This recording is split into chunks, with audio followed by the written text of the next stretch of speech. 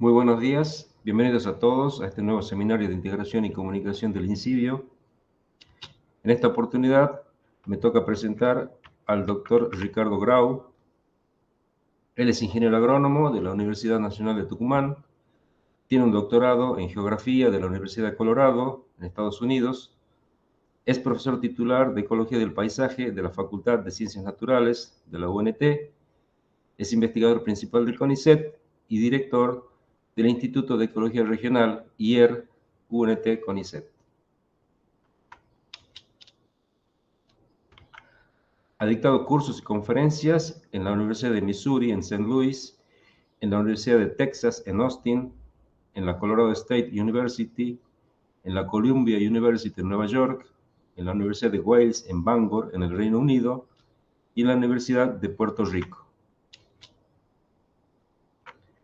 Además, es autor de más de 100 artículos en revistas académicas, incluyendo las más prestigiosas como Nature, Science, Proceedings of National Academy of Science, Global Change Biology, Global Environment Change, Ecology, Journal of Ecology, Global Ecology, and the Biogeography.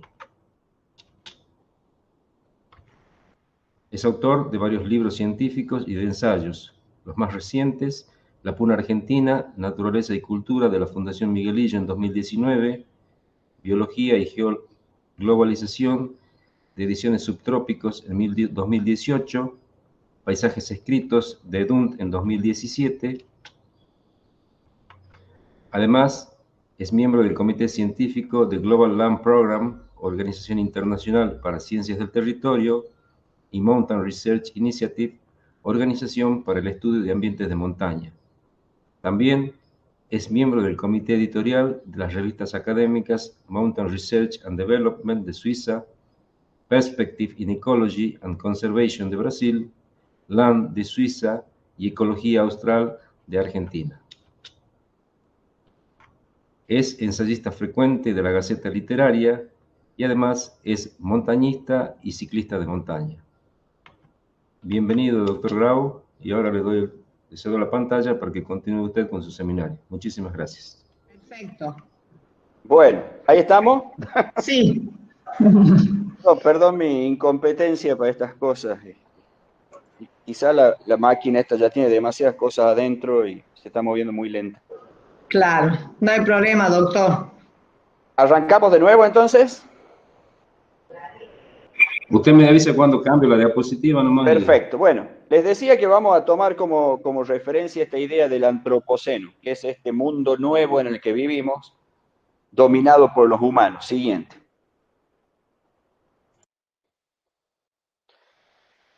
Una de las maneras en las cuales los humanos estamos pensando este nuevo mundo en el que vivimos es esta iniciativa internacional de los Objetivos de Desarrollo Sustentable.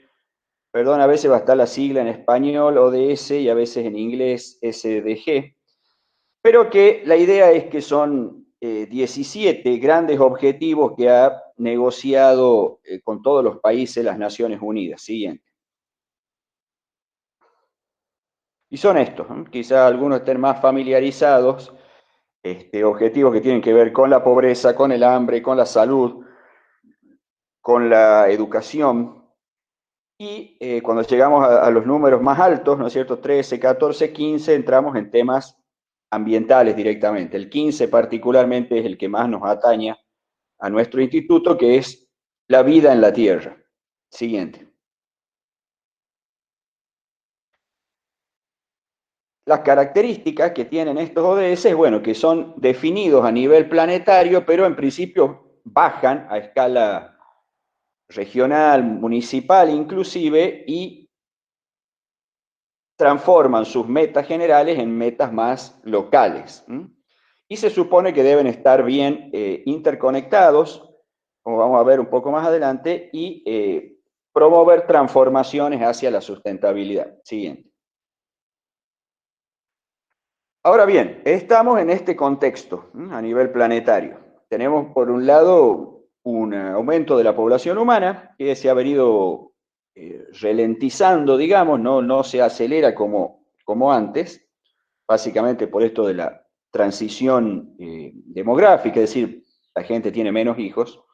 Pero en todo caso, para el año 2100, para el final de este siglo, vamos a aumentar unos 2.000 millones de personas con respecto a lo que hay ahora. Ahora estamos en 7.500 millones de personas a nivel mundial. Vamos a llegar a los 9.500, 10.000, 9.000, según los distintos escenarios. Y por supuesto, a medida que nos alejamos en el tiempo, la incerteza aumenta, ¿no? Y podríamos inclusive hacia fin del siglo andar entre 7.000 y 15.000 millones de habitantes. Siguiente.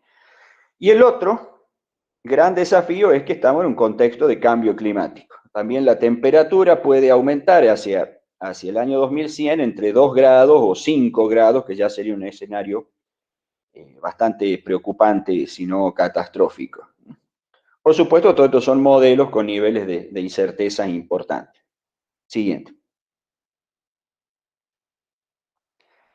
Dentro de eso, le echamos un vistazo a este objetivo 15, que es la vida en la Tierra, que cada uno de estos objetivos tiene metas específicas, que a veces, bueno, deberían ser específicas, pero a veces son bastante generales, ¿no? Por ejemplo, el 15.1 es velar por la conservación y el uso sostenible, es un tema, digamos, bastante amplio, pero si entramos en algunos de las metas específicas, ya son cosas más concretas. Por ejemplo, el 15.2 básicamente es poner fin a la deforestación en algún momento del futuro. El 15.3 es luchar contra la desertificación. El 15.4, gracias a una fuerte valoración de las montañas y quizá una fuerte capacidad de lobby de los grupos montañeros, entre los que me incluyo, se le ha dado especial importancia a conservar los ecosistemas de montaña. Y el 15.4, detener la pérdida de diversidad biológica, que se vincula con el 15.8, que también incluye prevenir la introducción de especies no nativas. Los otros, como les digo, son bastante generales, es decir, promover la participación justa y equitativa, integrar las planificaciones, etc. Pero los grandes temas son eso, entonces, deforestación, desertificación, ecosistemas de montaña, hábitats naturales, diversidad biológica, y parar las invasiones biológicas. Siguiente. Como ven acá, este es un trabajo que, como les dije, bueno, han explotado mucho las investigaciones sobre estos temas a partir de que las Naciones Unidas define su agenda. Y por ejemplo, una investigación donde relaciona los objetivos de desarrollo sustentable, que son los que están a la izquierda, con distintos servicios de los ecosistemas, que son los que están abajo. Siguiente. Y vemos que los objetivos las metas de este objetivo 15 se desarrollan, se vinculan con la producción de alimentos, con el almacenaje de carbono y con el hábitat para la biodiversidad, muy en particular. Y en realidad, si lo comparan con todos los otros objetivos, el objetivo 15 y sus respectivas metas es el que más tiene que ver, por supuesto, con los servicios ecosistémicos para la humanidad. Siguiente. En concreto, tenemos estos problemas identificados por la comunidad global, que, como decíamos, no son independientes, sino se vinculan. Siguiente. Y en principio, todos esos problemas convergerían en amenazar, digamos, la seguridad alimenticia. Y disculpen la explicitez de la foto, pero bueno, tenemos que entonces estos problemas identificados por las Naciones Unidas que contribuirían a acelerar o mitigar, según en qué dirección vayan, los problemas alimenticios. Siguiente. Y la percepción que hay de cómo están las cosas es esta. Ahí tienen ustedes citas de un diario conservador, de un diario populista de izquierda y de un diario moderno liberal, digamos, todos convergen con estos dos libros también recientes que dicen que el colapso ecológico ya llegó. ¿No? Vivimos en el colapso ecológico. Esa es un poco la percepción que quiero contradecir en esta charla. Siguiente. Preguntándonos esto, ¿llegó el apocalipsis? Creo que es importante saber dónde estamos y cuáles son las tendencias recientes. Las tendencias recientes no implican que se vayan a continuar en el futuro cercano y mucho menos en el lejano o en el mediano plazo. Pero sí es importante saber en dónde estamos parados, si llegó o si no llegó el apocalipsis. Entonces, vamos a tocar rápidamente esos temas de los que hemos hablado, pero viendo qué dicen los datos en las mejores publicaciones recientes. Siguiente. Arranquemos con la desertificación. Siguiente. Este es el análisis que se hace del índice de área foliar, que es un indicador básicamente de la productividad de los ecosistemas, de cuántas hojas hay y por lo tanto cuánta fotosíntesis está haciendo el planeta. Los colores verdes son un análisis hecho para los últimos 40 años, que son los que hay buenas imágenes. Los colores verdes son lugares donde aumentó el área foliar y la fotosíntesis, y los colores rojos son aquellos lugares en donde disminuyó. Y básicamente lo que vemos es que en líneas generales el planeta en los últimos 40 años se ha ido poniendo más verde, es decir, no estamos perdiendo productividad primaria, estamos ganando. Siguiente. Este trabajo que está publicado en la subrevista de Nature de Ciencias de la Tierra, dice eso, básicamente el verdor de la vegetación, que es el mejor índice de productividad primaria, ha venido aumentando globalmente del año 81, ¿sí? Los últimos 40 años. Tanto en zonas con bosque como en zonas cultivadas. Siguiente. Y fundamentalmente por tres mecanismos. Por un lado, el CO2, que es el causante, por un lado, del calentamiento climático, pero también es un fertilizante. Supongo que siempre tengo que explicar eso. Cuando doy estas charlas, a ustedes no les tengo que explicar porque conocen, ¿no es cierto?, el ciclo de Krebs y de Calvin, y saben que el CO2 es, además de un contaminante, un fertilizante, y eso está haciendo que aumente la productividad. Por otra parte, también el calentamiento está haciendo que aumente la productividad en zonas de alta latitud, y por otra parte, el manejo agrícola, los fertilizantes y la fitotecnia hacen que aumente la productividad en los sistemas agrícolas. Siguiente.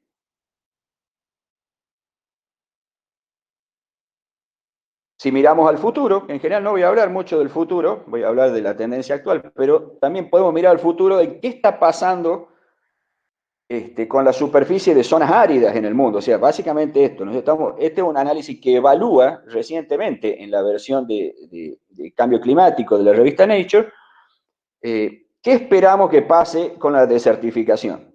Y vemos que están completamente balanceados. Para el año 2100, hay zonas donde van a aumentar las zonas áridas, zonas donde van a disminuir, pero en promedio van a cambiar menos del 1%. Síntesis.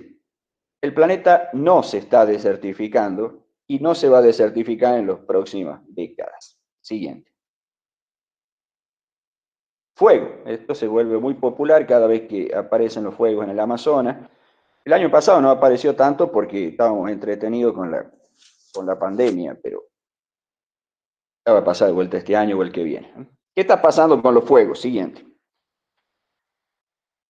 Bueno, lo que muestra el último paper en Science del grupo de Douglas Morton y colaboradores que trabajan los datos de la NASA, es que tanto el área quemada, como el número de fuegos, como el tamaño promedio de fuego, como los fuegos corregidos por cuestiones climáticas, básicamente por temperatura, todos han disminuido en los primeros 15 años de este siglo en aproximadamente un 20%. El siglo XXI tiene una tendencia descendente en la actividad de fuego del planeta. Mirando hacia más atrás, siguiente, los datos que acabo de mostrar son la línea negra chiquita que ustedes ven acá a la derecha. Pero con eso se calibra modelos que nos muestran qué ha pasado en el último siglo y medio. Y vemos que en realidad los fuegos vienen disminuyendo desde el año 1930 aproximadamente, como muestra este modelo de Nature Communications.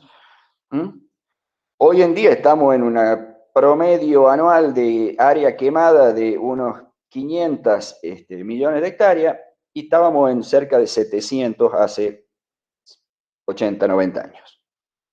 Siguiente.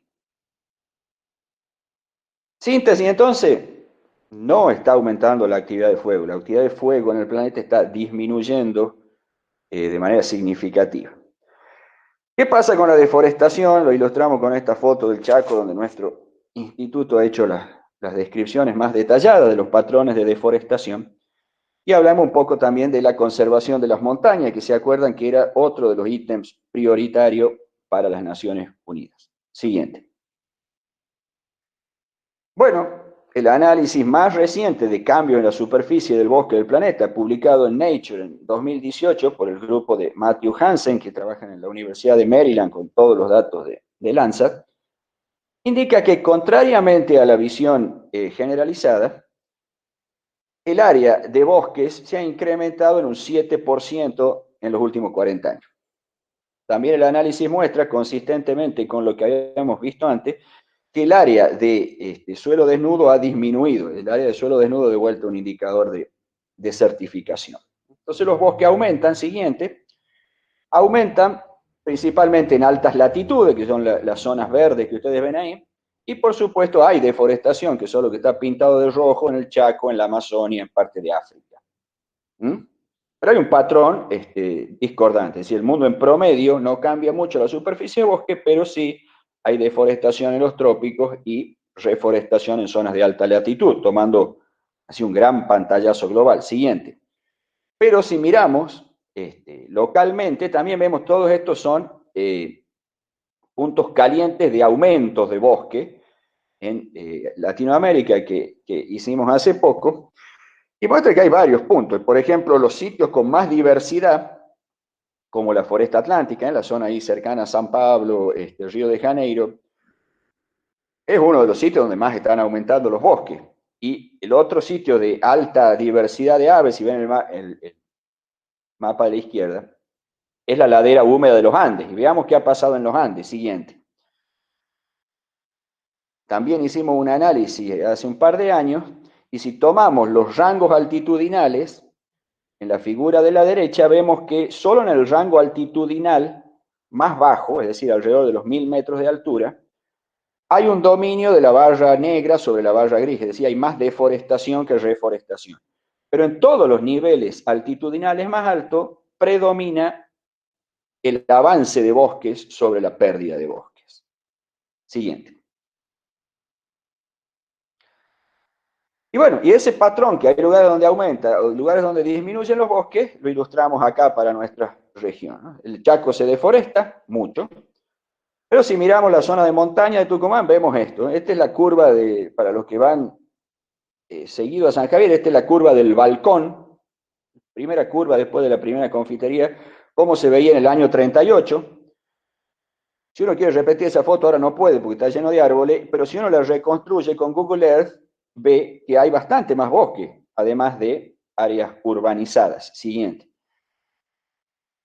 Si lo vemos a esto con fotos aéreas, lo que tienen abajo esa línea horizontal es la ruta que va a San Javier, y lo que se ve es el río Muerto, y también vemos que del año 49, perdón, al 2017 había una expansión muy marcada de los bosques. Siguiente. Eso pasa también en las zonas más altas. Siguiente, comparemos ahí la cumbre del Taficillo en el del año 2006 al 1960, cómo se ha expandido. Yo estuve el fin de semana pasado ahí, digo, bueno, voy a sacar de vuelta la foto desde el mismo punto, y ya es imposible sacarla porque ya los árboles impiden que uno pueda repetir esa foto, ¿no? Pero básicamente es un fenómeno de las montañas que se han expandido los bosques. Siguiente. Bueno, finalmente entramos en este tema de las invasiones biológicas y su efecto en la diversidad vegetal, solamente voy a hablar en este caso. Este es el ejemplo del ligustro, una especie, uno de los árboles invasores más agresivos a nivel mundial que hemos tenido la suerte de tenerlo acá cerca y poderlo estudiar bastante. Siguiente. Pero bueno, está disminuyendo la diversidad y de vuelta nos encontramos con un análisis publicado en Science en el 2014 donde analizan 100 sitios del mundo donde tienen datos de largo plazo siguiendo parcelas de vegetación y lo que ven que contrariamente a las expectativas de los investigadores no hay una pérdida sistemática de diversidad vegetal. Siguiente. Cuando se comparan otro metaanálisis con muchos estudios, tenemos el número de estudios que muestran aumento hacia la derecha y que muestran disminución de la diversidad hacia la izquierda y prácticamente es una curva normal perfecta. Es decir, a nivel global no se están empobreciendo las comunidades. De hecho, hay un poquito de tendencia al aumento, como ven que es un poquito sesgada a la derecha la distribución. ¿Qué tienen que ver esto? Bueno, las invasiones, siguiente. Si vemos qué es lo que pasa en un análisis que modela el número de especies a nivel de paisaje en el mundo, como las especies que se están extinguiendo, que sería el ASL localmente, y las especies que están aumentando, que son las investigadores, las ASI, que son las invasoras, vemos que en la mayoría de los biomas del planeta hay una tendencia al aumento de la diversidad vegetal por aporte de las especies invasoras. Siguiente. ¿Por qué pasa esto? Porque las comunidades vegetales no se saturan, es decir, cuando aumenta el número de especies no nativas, no implica que disminuyan las nativas. Las dos pueden aumentar simultáneamente. Y nuevamente, contrariamente a las expectativas de los investigadores en PNAS, las invasiones no causan pérdida de diversidad de especies, ni siquiera de especies nativas. Siguiente. Ahora bien, uno podría decir, ¿qué pasa? Es cierto, localmente aumenta la diversidad de plantas, pero a nivel global, dado que algunas extinciones ocurren, estaríamos perdiendo diversidad de plantas. Pero lo que pasa es que si bien ocurren algunas extinciones, también hay nuevas especiaciones. Los análisis hechos por este señor Chris Thomas de York en Inglaterra ha documentado más especies nuevas por hibridación y por horticultura que especies extintas. Siguiente. Inclusive las especies extintas, este es un análisis recién salido del horno del 8 de marzo en la revista Plants de Nature, que muestra que de las 36 especies que se consideraban extintas para Europa, la mitad, 17, en realidad no estaban extintas, es simplemente que no las encontraban, pero que han vuelto al estatus de especies amenazadas, pero han dejado de estar en el estatus de especies extintas. Es decir, en síntesis, hay especiación, hay nuevas especies que aparentemente superan el número de especies extintas que a su vez ha sido exagerado. Siguiente. O sobreestimado. Bueno, esto básicamente repite lo dicho anteriormente, así que pasemos a la siguiente. Bueno, habíamos dicho que todo esto, todas estas crisis percibidas deberían contribuir al hambre. Y nos encontramos todo el tiempo con este tipo de afirmaciones. ¿Qué está pasando con el hambre? Siguiente. Bueno, esta es la producción de cereales, la principal fuente de calorías del mundo, y como ven, ha aumentado en los últimos 60 años aproximadamente un 250%. Y ese aumento en la producción de cereales, que aparte, bueno, por simplificación muestro solo los cereales, pero es lo mismo, ha pasado prácticamente con todas las especies alimenticias, ese aumento no se debe a la expansión del área. Fíjense que la curva de abajo es el aumento de área, que desde el año 80 prácticamente no aumentó el área dedicada a los cereales. Lo que aumentaron fueron los rendimientos. Entonces, tenemos un incremento de la población humana, pero la producción de alimentos le ha ido ganando a la población humana a pesar de que aumentó un montón en esos 50 años. Siguiente. ¿Cuál es la consecuencia de eso? Bueno, en una perspectiva de largo plazo, desde fines del siglo XIX, vemos que el precio de los alimentos se ha reducido a menos de la mitad. Siguiente. Y en consecuencia, el número de gente subalimentada ha bajado. En el año 70 estaba en el 35% de la población en los países subdesarrollados, y en el presente está en alrededor del 13% la gente subalimentada. Es decir, más producción, menos precios, la gente está mejor alimentada. Siguiente. Fíjense lo que pasa con las hambrunas. Esto, fíjense, ni la anterior ni esta son figuras corregidas por el tamaño poblacional, es decir, son números absolutos. Perdón, la anterior era porcentaje, este es número absoluto de víctimas de grandes hambrunas. En el año, fines del siglo XIX, por ejemplo, en la década de 1870, murieron 20 millones de personas por hambruna, principalmente en Asia. Y ese número ha venido bajando consistentemente en términos absolutos, a pesar de que la población global ha pasado de algo como 1.200 millones de habitantes a 7.500 millones de habitantes. En la década del 2000 al 2010, bueno, ahí está hasta el 2016 nomás, pero en la década del 2000 al 2010 murieron menos de 500.000 personas por hambrunas. Por supuesto, 500.000 personas o uno solo, ese único chiquito que está en la foto, es suficientemente deprimente, pero si vemos la tendencia global, realmente no está empeorando la situación. Siguiente. Bueno, ¿y qué tenemos? Tenemos que vamos a meter 2.000 millones de personas más en los próximos años. ¿Qué es lo que hay que hacer para que eso no amenace esa demanda? Y, digamos, eso implica que vamos a tener que aumentar un 50%, porque aparte de que hay más gente, la gente quiere comer un poco más, por buenos motivos. Para manejar el planeta, lo que hay que hacer es aumentar la producción. Estos son los lugares donde los puntos rojos son lugares donde hay baja producción agrícola, entonces se las podría mejorar la producción de alimentos sin avanzar sobre los ecosistemas naturales. ¿Cuáles son los mecanismos para eso? Bueno, por un lado vemos qué pasa si promovemos la agricultura orgánica. Siguiente. Entonces este es el trabajo hecho por Navin Ramankut y sus colaboradores. Compara los cultivos orgánicos con los cultivos convencionales. ¿Y qué es lo que vemos? Bueno, fíjense en la figura de arriba, los cereales, que son la principal fuente de alimentación de vuelta de la humanidad, en cultivos orgánicos son un 25% menos rendidores que los cultivos convencionales. Es decir, que si transformáramos el paisaje agrícola a cultivos orgánicos, necesitaríamos un 30% más de superficie para producir la misma cantidad de alimentos. Y el patrón se repite, ¿no? Básicamente con las otras cosas. Los frutales son los que se llevan, prácticamente no hay diferencia en rendimiento entre los cultivos orgánicos y los convencionales, pero en todos los otros sí. Entonces, los cultivos orgánicos, promoverlo es un poco la receta para promover la deforestación también, porque necesitaríamos más área. ¿Qué pasa, por el contrario, siguiente, con los cultivos transgénicos?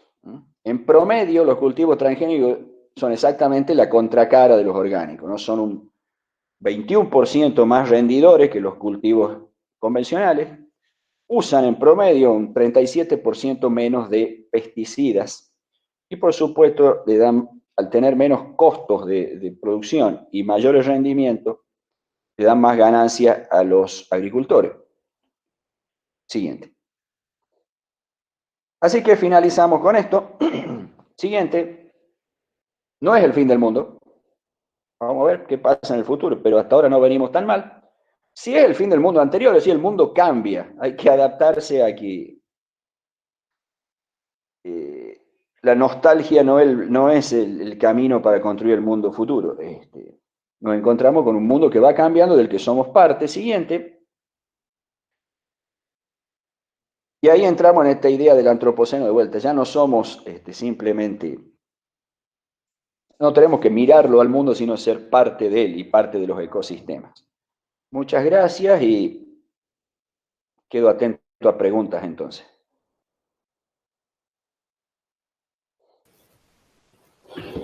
Muy interesante, Chilo. La verdad que esto tiene mucho que ver con lo que escuché de García Paulucci la otra vez.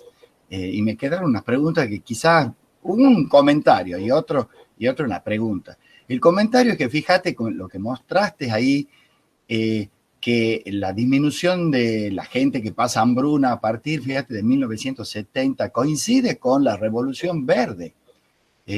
Es muy notorio eso. Totalmente.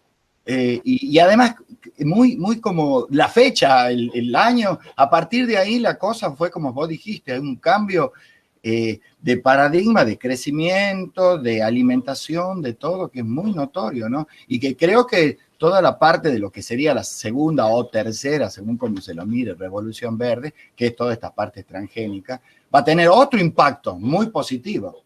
Por supuesto que hay economías que hay que hacerlas funcionar, pero creo que va... Bueno, lo estás mostrando vos, es muy lindo el dato ese. Y la pregunta es, esto que vos mostraste del aumento de la masa arbórea en el planeta, eso un poco también está reflejando que quizás, la pregunta es, quizás porque ha aumentado la concentración de anhídrido carbónico en el planeta, lo cual sería positivo, digamos, es un poco... A ver, lo que aumenta, bueno, hay lugares donde puede ser que sí, ¿no? Pero en general el aumento de la productividad de los bosques puede asociarse al aumento del CO2.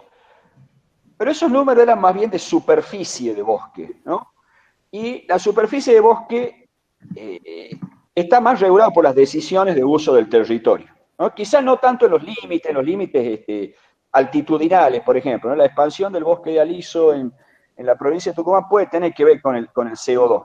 Pero en general, el hecho que haya más bosque a nivel planetario tiene que ver con que se plantan árboles o que se abandonan tierras agrícolas, y que permite la recuperación del bosque. Capaz que ahí donde se recupera el bosque se recupera más rápido porque hay más CO2. Pero si lo que medimos es hectáreas, no tiene tanto que ver con un proceso ecofisiológico, sino más bien con un proceso socioambiental de toma de decisiones.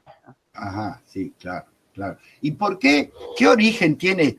Porque ayer, esto que estás dando es muy relacionado a esa otra charla que yo escuché, pero no se mencionó el origen, porque en caso, el origen del CO2, porque puede ser que tenga que ver con, quizás no sea, hablemos no de masa de bosque, sino en general vegetal, porque también ha aumentado la superficie cultivada y eso genera también toda una historia con el CO2 y la generación de la regulación del CO2. ¿El origen de ese CO2 será tan antropogénico o qué sé yo? Porque esto va a modificar un poco las condiciones ecoambientales o como le quieras llamar. Bueno, hasta donde yo sé, hay bastante consenso de que el grueso del aporte del CO2 son los combustibles fósiles, ¿no? La quema de combustibles fósiles. Claro, claro. Es decir, que tiene un impacto eso sobre digamos, a nivel global, ¿sí? Sí. Está bien. Y el aumento de la temperatura, porque está muy relacionado el CO2 con el tema del efecto invernadero, entonces ahí está más CO2, hay un pequeño, está claro que hay un aumento de la temperatura, y eso puede mejorar, digamos, la producción vegetal, digamos, en términos generales. Y en la zona donde están las plantas están limitadas por frío, sí, por ejemplo, en toda la zona boreal, ¿no es cierto? Canadá, Rusia, en principio se van a beneficiar por el aumento de las temperaturas. En la zona donde el aumento de temperatura ya comienza a tener efectos negativos, como en la zona tropical, el efecto es inverso. Claro, seguro. Sí. Gracias. Tenés que sacarte, ¿no te querés sacar el barbijo para hablar? Porque no sí. ¿Y qué tal? Muchas gracias. La verdad que una mirada diferente a lo que pensaba y a lo que estábamos acostumbrados a ver. Chilo, yo te pregunto, con respecto a la contaminación y a los residuos que estamos generando, porque, y también con respecto a la superficie cubierta por los hombres, la superficie de las ciudades. Yo veo, por ejemplo, en Europa en general, bueno, en algunas partes, la tendencia es a concentrar las ciudades y a limitar, construir. Pero acá en Tucumán, en Argentina, la tendencia es, cualquiera puede construir en cualquier lado y las ciudades las vemos cómo van aumentando de tamaño todo el tiempo y van quitando superficie directamente a los cultivos y a la selva, ¿no? a la naturaleza. Sí. Entonces mi pregunta está dirigida a dos partes. Por un lado, al aumento de la superficie de ciudades y por el otro lado, a la cantidad de residuos que vamos generando y la contaminación en general. Bueno, el aumento de la superficie de las ciudades es, por supuesto, variable según las regiones, ¿no?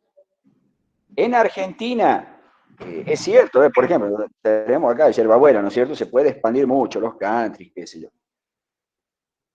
Pero haciendo números, se puede expandir 5.000 hectáreas, ¿no? Tucumán es la provincia más densamente poblada de la Argentina. Se puede pasar, ¿no es cierto?, la ciudad de Tucumán, números gruesos estoy hablando, pero lamento que se esté grabando, pero más o menos, números muy gruesos. La superficie de Tucumán serán 12.000 hectáreas, podemos aumentar a 20.000, pongámosle, a lo bruto. Tucumán tiene 300.000 hectáreas de cultivo, ¿no? Y como le digo, es la provincia más densamente poblada. A nivel de Argentina, la superficie urbana es mucho menor al 1%, ¿no? Entonces, y te diría que anda más bien en el 0,1, 0,2%. Entonces, si lo duplicamos a la superficie urbana como superficie, ¿no?, como número de hectáreas, no pasa nada acá. Sí pasa, por supuesto, si uno va a lugares de Japón o Taiwán o partes de Europa, sí, y entonces por eso están más preocupados por ese ambiente, por ese tema. En las Américas no.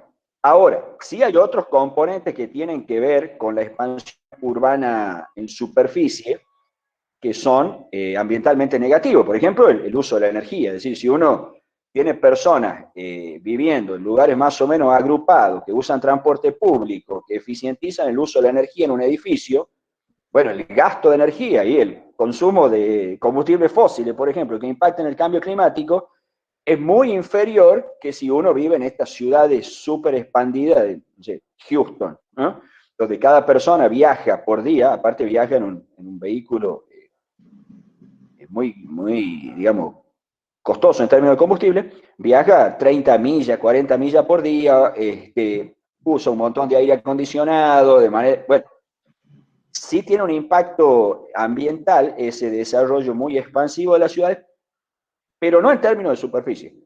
Realmente en términos de superficie cubierta, yo hago siempre, las primera, segunda clase de la materia que doy, les digo a los chicos, bueno, háganme una estimación de cuánta superficie urbana hay en la Argentina. Y no falla nunca, digamos, siempre andan entre el 20% y el 30%. Y bueno, ahí tenemos una primera perspectiva de que están exagerando la estimación en dos órdenes de magnitud, básicamente, ¿no? Bueno, por supuesto, las ciudades son centros de consumo, centros de producción, de residuos, ¿no? Y ese es todo un tema. Como te digo, cuando las ciudades se expanden, son mucho menos ineficientes en manejar la energía, en manejar los residuos, pero a su vez son más eficientes que las no ciudades, ¿no? Es decir, si lo que pasa es que está más distribuido, pero hacer un plan de manejo de la basura y de reciclado de la basura va a funcionar mucho mejor si yo tengo 1 millón de personas agregadas en una superficie relativamente chica que si las tengo distribuidas en toda la provincia. Sí. Por supuesto, eso también lo hace más visible. Uno ve un canal lleno de basura y que viene la depresión, pero si esa misma basura podría estar distribuida en un paisaje mucho más grande y sería mucho más difícil de manejar, porque si la tenés en un canal, toda la basura amontonada la podés juntar y la podés manejar. Que no lo hagamos es otra cosa, ¿no? Y estamos con eso, comenzando a pensar esos temas con la municipalidad de Yerbabuena, ¿no? De cómo haber distintos diseños urbanos, ¿no? La típica casa de Yerbabuena, un terreno como el mío, 12 por 30, una casa de 100 metros cuadrados, mucho más de la mitad de jardín. ¿Cómo compara eso con un country donde hay más espacio? ¿Cómo compara eso con los edificios que están acá al norte de la Avenida Perón, donde son edificios que comparten? A ver, el 90% de las casas de Yerba Buena tienen su propia piscina, que la usan 20 días al año, y esos 20 días al año la usan 4 personas. Los edificios que están al norte de la Avenida Perón tienen una mejor piscina, con un mejor quincho, lo comparten un montón de gente y funciona perfecto. Podés nadar en una piscina de 20 metros, podés hacer más vida social y usar mucho más eficiente el agua y ese espacio. Bueno, por supuesto, uno puede dar lujo y decir, yo quiero mi piscina en mi casa, fantástico, pero tiene un costo ambiental distinto. Liliana. Claro. Sí. Hola, buen día a todos. Yo quería preguntar, acá hemos visto un enfoque bastante novedoso sobre lo que pasa con el hombre y lo que pasa con los vegetales. A mí me preocupa también qué es lo que pasa con la vida animal, cómo la vida animal ha ido cambiando en los últimos años, cómo los animales se han retirado de algunos ambientes o cómo han ido desapareciendo. Y si hay también, la pregunta es si hay también una visión un poco más optimista, porque las que yo conozco no lo son. Sí, también varía. A ver, bueno, por ejemplo, hay un punto interesante, ¿no? Que, por ejemplo, el área agrícola, es decir, básicamente lo que hemos transformado de productores primarios, ¿no? De productores en términos de fotosíntesis, el área agrícola es como un 40% en el mundo, ¿no? 30-40%, otros 30-40% son ecosistemas naturales y el resto son desiertos y zonas polares, congeladas. Pero el número grueso, es decir, lo que está realmente transformado, un 30-40%. En cambio, si medimos la biomasa animal, en este momento, entre vacas, ovejas y humanos, somos como el 92-93% de toda la biomasa animal. ¿No? Es decir, el cambio que ha habido en ese nivel trófico, digamos, es mucho más grande que el que ha habido en la vegetación. Para que se dé una idea, los cérvidos, que son los ungulados silvestres más abundantes del planeta, todos los ciervos, son algo como 60 millones en todo el planeta, y son un montón de especies, ¿no? Las vacas son 1.200 millones. ¿Qué está pasando con eso? Bueno, de vuelta, ahí tenemos sitios donde, si uno va a la Puna, yo voy a la Puna desde en el 17 de agosto próximo, para hacer 49 años que fui por primera vez con mi papá a la Puna, el fin de semana largo del 17 de agosto, ¿no? En ese tiempo yo he visto explotar las poblaciones de vicuña. Antes uno se ponía contento cuando veía una vicuña, ¿no? La vicuña, trataba de sacarle fotos, qué sé yo. Ahora son un problema para el tráfico en algunos lugares. Pero no es el patrón generalizado, por supuesto.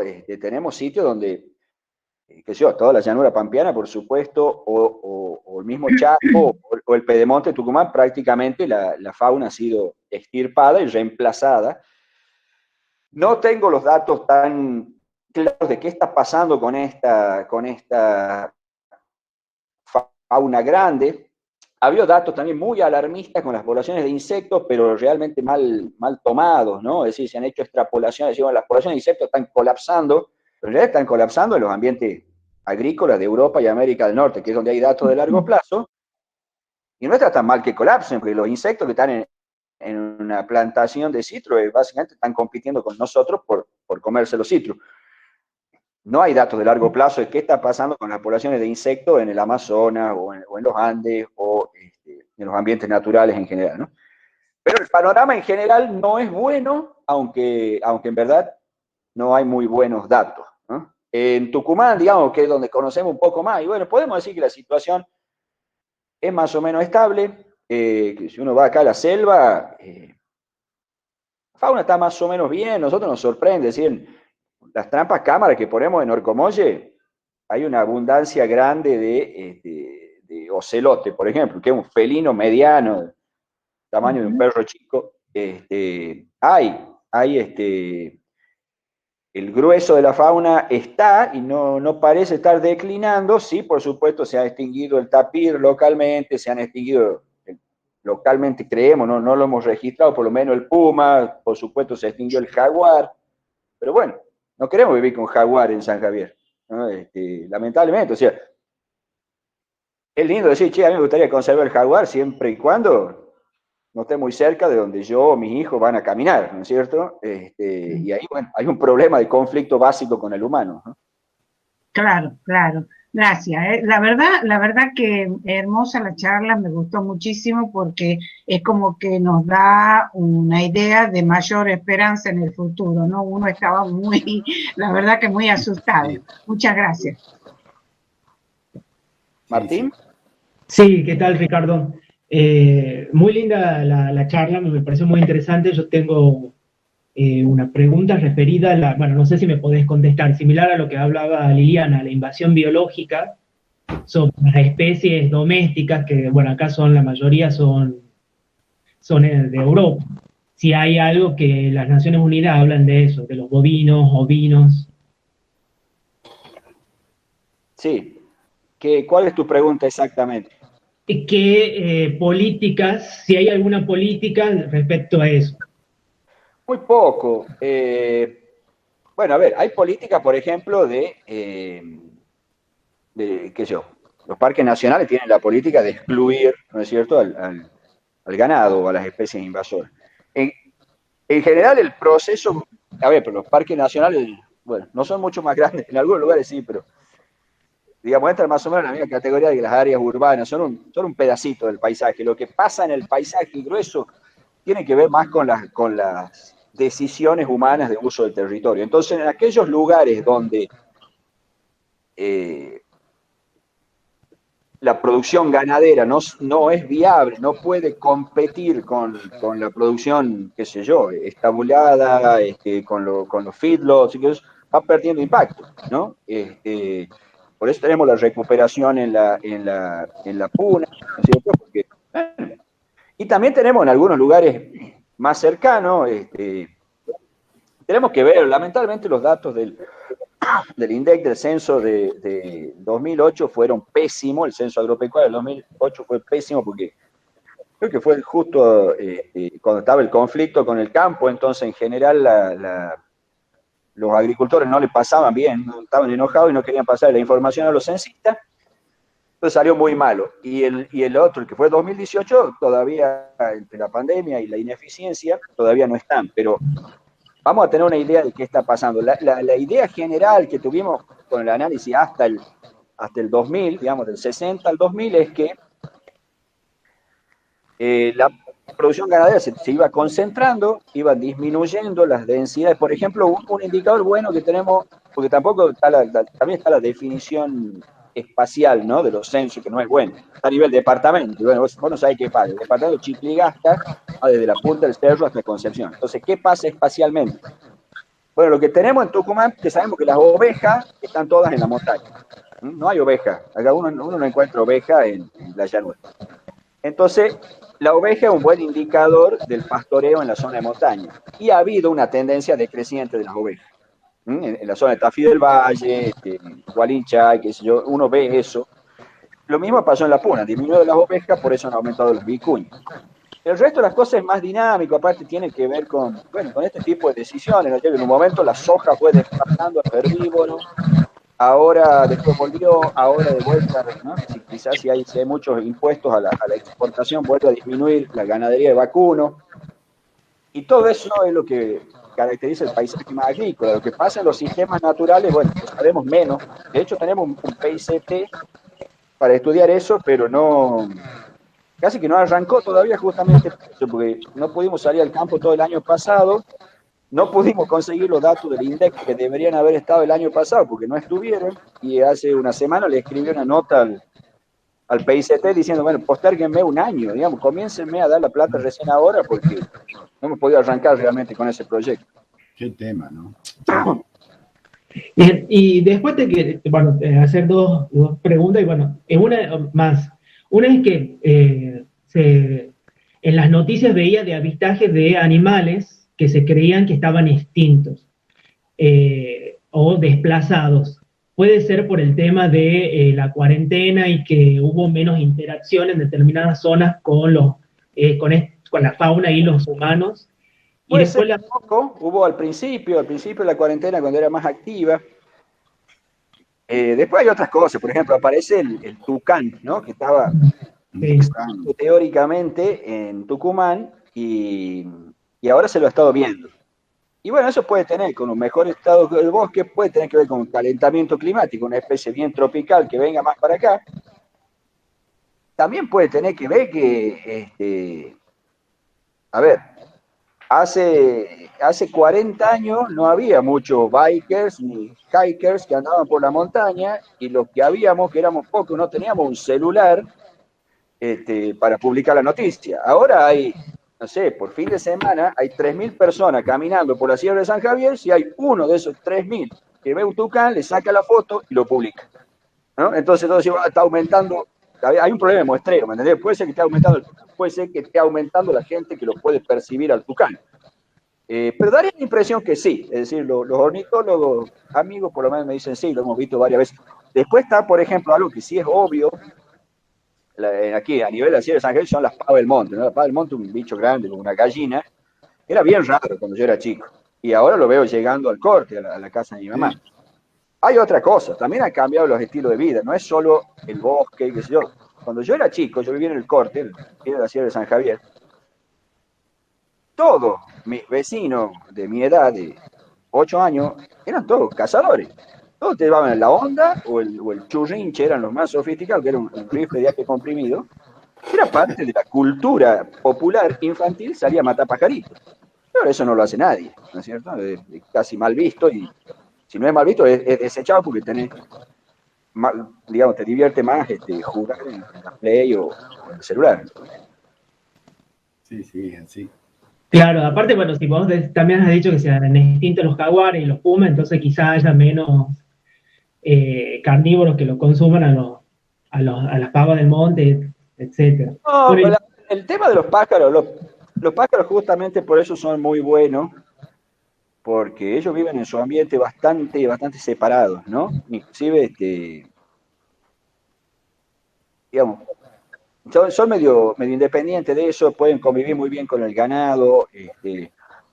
Los jaguares y los pumas no creo que se coman muchas pavas del monte. Me parece que ese también es. A ver, la pava del monte es un bicho rico. Entonces, la gente salía a cazar pava del monte para comerse, ¿no? Bueno, digamos, es mucho más caro ahora salir a cazar una pava del monte que comprarse un pollo. Y es madura, aparte. bueno. Chilo, yo quería hacer una pregunta sobre el ligustro, que es una cosa bien específica de ustedes, que es una especie invasora, obviamente. Sí. Y la verdad que está colonizando espacios que antes no había. Entonces, siendo una especie exógena que vino y se instaló y que se está virulentamente propagando, yo no sé cuál es tu visión de que si es bueno, si es malo, hay que sacarlos, hay que evitar. ¿Qué se hace con esto? Porque no es la única especie, ¿no? Si vos vas a Tafí del Valle y ves lo que pasa con el Grateus, también está. ¿Qué se hace con eso? ¿Se lo deja llegar a un equilibrio?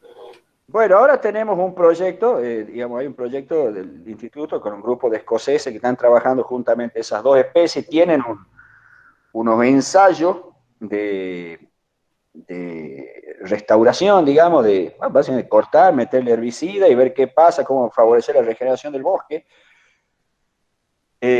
con el ligustro específicamente y también un poquito con el crataego. Yo con el tiempo y con la vejez he ido perdiendo la actitud de decidir qué es bueno y qué es malo, y trato más de entender cómo son los procesos, a dónde van.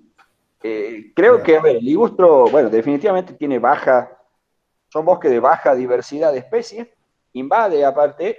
el grueso de los lugares, no sé, las 400 hectáreas de bosque puro de ligustro que hay en San Javier y alrededores, no han desplazado al bosque nativo. Quizás le ganó por competencia, pero se han establecido sobre sitios agrícolas, ¿no? Es decir, entran dentro de estos números de ganancia de bosque, pero un bosque totalmente distinto.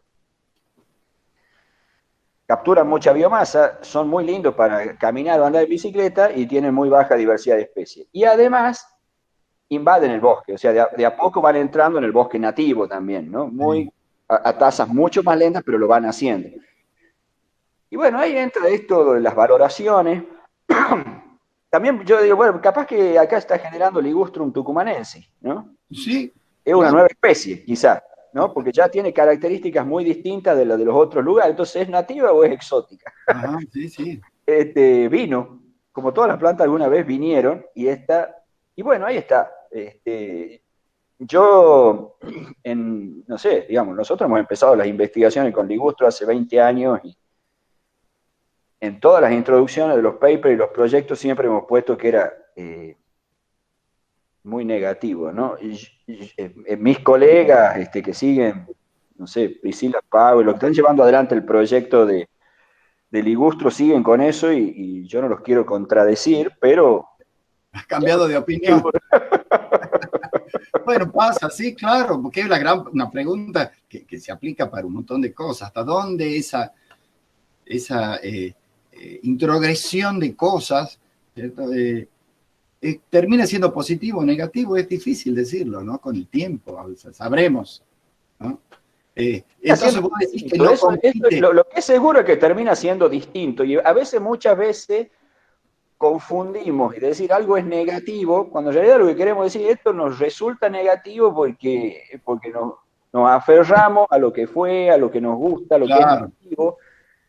Pero bueno, el mundo cambia. Y cambia, así es. Cuando ya se meten variables objetivas, por ejemplo, biomasa, bueno, el ligustro la aumenta. Biodiversidad, el ligustro la disminuye. Claro, sí, es cierto. Vos dijiste algo muy interesante, que es un motivo de discusión permanente, el tema de ir metiendo especies que han sido modificadas genéticamente. Y en realidad, si vos la analizás así, lo que estás haciendo aumentando la diversidad. Bueno, ese es uno de los factores. Claro. Entonces eso, de alguna manera, puede ser bueno también en términos globales, digamos. Sí, ya que están acá, le aprovecho. Pero una de las especies invasoras es la fragaria también, ¿no? ¿Sí? Y hay lugares donde sí. Un lugar donde es muy impresionante, que yo no conocía, es en los bosques de aliso que quedan arriba de las estancias. Ah, mira. Hay hasta quienes dicen que, porque ahí hay mucha frutilla, hay muchos manzanos y hay varias otras especies así bien europeas. Pero es notable, el sotobosque, el bosque de aliso es fragaria. Pero es fragaria, es la fragaria vesca, la que se come, o la duquesa. Aquí tenemos un especialista. No sé, pero es muy sugestivo que no hay en otros lugares del mismo bosque, así que para mí es un proceso de invasión interesante, obviamente, ¿no? Reciente. Hay quienes dicen que ¿cómo se llamaba? Eichmann, que era el nazi que vivía en las estancias, que tenía le gustaban mucho las plantas y había introducido un montón de plantas a las estancias y bueno, también suena folclórico decir que de ahí vienen, ¿no? Es un hecho así emblemático en la historia de las estancias y está la casa de él, qué sé yo. Pero bueno, capaz que ahí tienen un banco de germoplasma de especie invasora que se están especiando y diversificando. Claro, sí, es muy probable. ¿Eso es donde? ¿Cerca de la zona de la Laguna del Tesoro, por ahí? ¿O es un poco más al sur? Un poco más al sur. A partir de que cruzás para el Valle de las Estancias, ahí está el río Chacra y el río Potrero, son los dos ríos, los dos primeros ríos que bajan de la Conquija al Valle de las Estancias.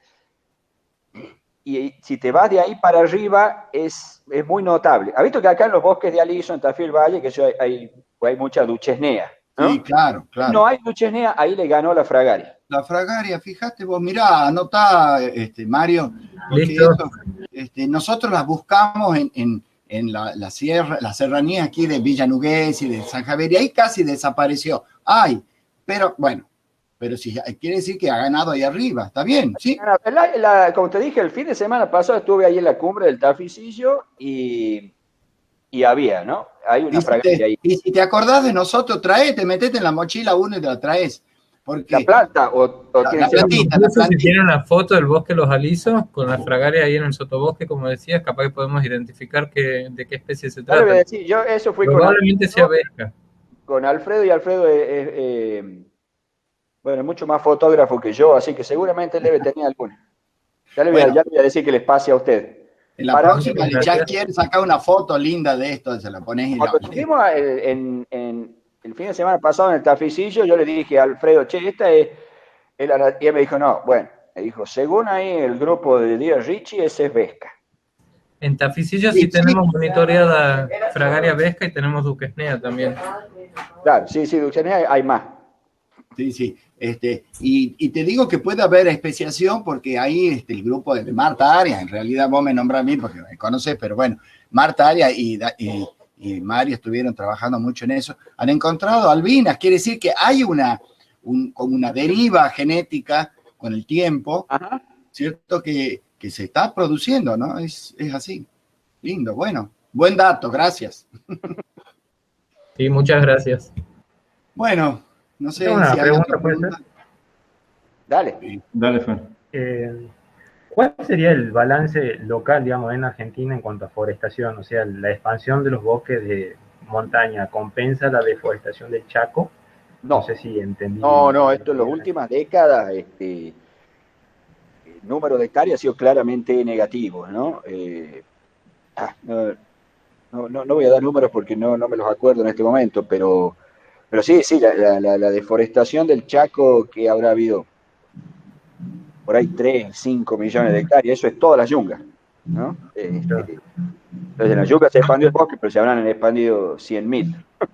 Claro, o sea, a pesar de los indicadores globales que hay de expansión, hay que ver un poco también qué es lo que pasa acá. Sí, totalmente. A las políticas que hay que tomar. Argentina, Brasil, Paraguay, Bolivia, son lugares que han tenido un balance neto totalmente negativo. Bien, y otra, ¿cuál sería el impacto del dióxido de carbono, este aumento que estaba viendo en los mares? Digamos, en la ecología marina. Es una cuestión, produce la acidificación, ¿no? Porque ahí, no sí, se disuelve y tengo entendido que no está equilibrado. No sé si en carbonato, bueno, no sé, pero la cuestión es que sí, hay una alteración de la química de los mares, pero no puedo dar. Tengo entendido que no se equilibró todavía, o sea que los mares no absorbieron todavía todo el dióxido de carbono. Probablemente. María de Fátima.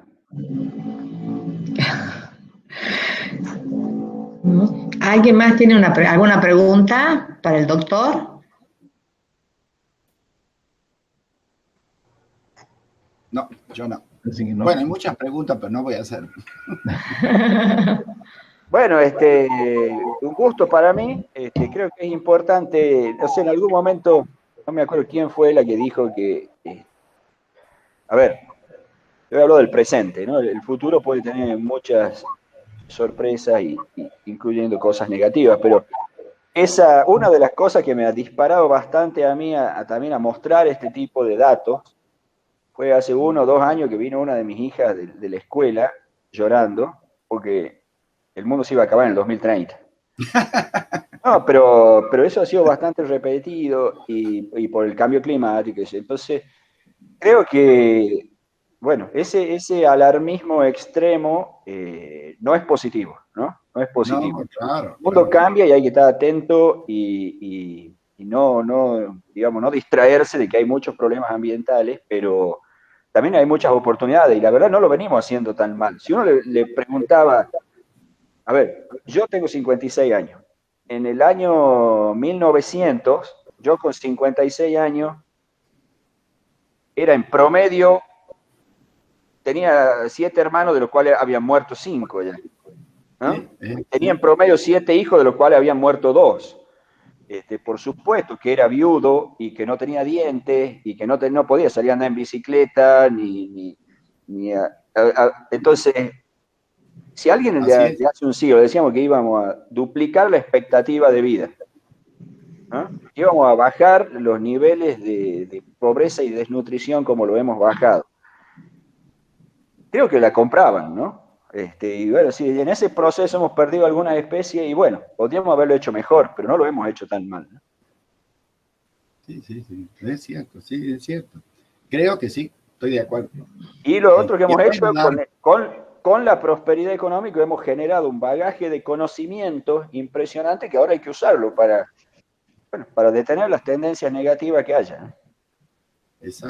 Exacto, sí. Muchísimas gracias, chicos. Gracias a vos, muy interesante. Gracias. Y mandanos una fotito ahí cuando encontres una vez que dando vuelta.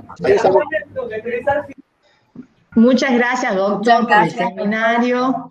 Ha sido muy lindo. Me ha encantado escuchar su mirada positiva. Comparto ampliamente todo lo que dice. Y tan lindo empezar a la mañana escuchando a una persona tan positiva que nos hace ver lo lleno, no lo vacío del vaso. Así que muchísimas gracias. Creo que a todos nos ha hecho muy bien escuchar esta mirada. Así que un aplauso. Excelente.